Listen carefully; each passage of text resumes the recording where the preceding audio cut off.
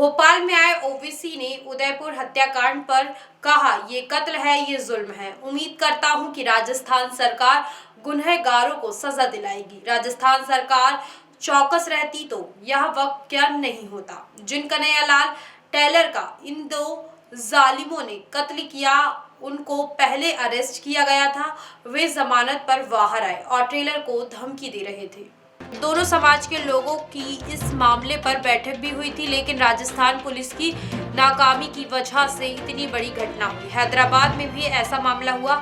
नुपुर शर्मा के खिलाफ ऐसी बकवास की गई थी, लेकिन तेलंगाना सरकार ने कार्यवाही करते हुए उसे जेल भेज दिया था। उन्होंने कहा, नुपुर शर्मा को गिरफ्तार करना जरूरी है, सस्पेंड करना कोई दंड नहीं है। कोर्ट को इस मामले में न्याय करना चाहिए। देश में कट्टरता सब समाजों में बढ़ रही है। हम ये कहते हैं कि कानून के दायरे में रहकर शांतिपूर्वक विरोध कीजिए। हाँ, बिल्कुल। जिस तरह से पीलू खान को मारा गया वो भी आतंक है, जिस तरह से अखलाक को मारा गया वो भी आतंक है, जिस तरह वहां पर जो राजस्थान में जो हत्या हुई थी वो भी आतंक है, ये भी आतंक है, सब आतंक है। क्योंकि अब आप जब वीडियो बनाकर किसी का कत्ल करते हैं तो आप आतंक है, तो ये सब वाकयात आतंक है।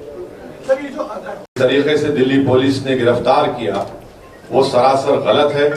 बल्कि मैं कहूंगा कि आपने धोखा देकर एक केस में जो ऑलरेडी पुलिस ने उनको नोटिस दी थी, उस केस में कोर्ट ने उनकी गिरफ्तारी पर स्टे दिया था, उनको आप दूसरे केस में अरेस्ट करते हैं, 41 सीआरपीसी की नोटिस भी नहीं देते। और हैरत अंगेज बात यह है कि जो केस में मोहम्मद जुबैर को अरेस्ट किया गया वो उनका 2018 का ट्वीट था और 2021 में ट्विटर हैंडल क्रिएट होता है और वो कंप्लेन करते हैं। और फिर बाद में मालूम हुआ कि वो एक किसी हिंदी पिक्चर में वो पिक्चराइज किया गया था वो सीन। तो अब ये मुझे समझ में नहीं आ रहा कि दिल्ली पुलिस क्या उस पिक्चर को जो सेंट्रल बोर्ड सर्टिफिकेट दिया उनको भी अरेस्ट करेंगे क्या जो पिक्चर बनाने वाले जो आज भी लोग हैं उनको अरेस्ट करेंगे क्या? फारूक शेख तो जिंदा नहीं है और उसके प्रोड्यूसर ऋषिकेश मुखर्जी साहब भी जिंदा नहीं है, तो जो लोग जिंदा उनको भी अरेस्ट करेंगे क्या? तो ये हम मोहम्मद जुबैर का जो अरेस्ट हुआ वो गलत हुआ है।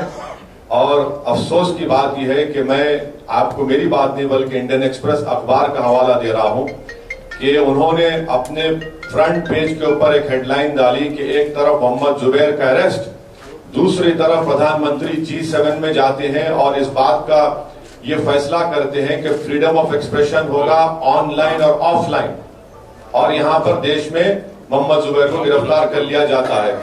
तो ये नहीं मालूम कि क्या दिल्ली की पुलिस प्रधानमंत्री के उस पॉलिसी को सबोटाज करना चाहती है या फिर यही सही पॉलिसी है देश के प्रधानमंत्री और उनकी सरकार की।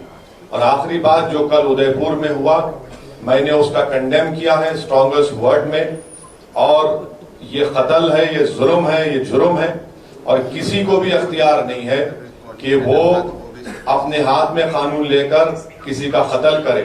और हम उम्मीद करते हैं कि राजस्थान की सरकार उस पर सख्त एक्शन लेगी और सीआरपीसी और आईपीसी के तहत जो कानून का प्रोविजन है उसको इस्तेमाल करके उनको सख्त से सख्त सजा दिलाएगी।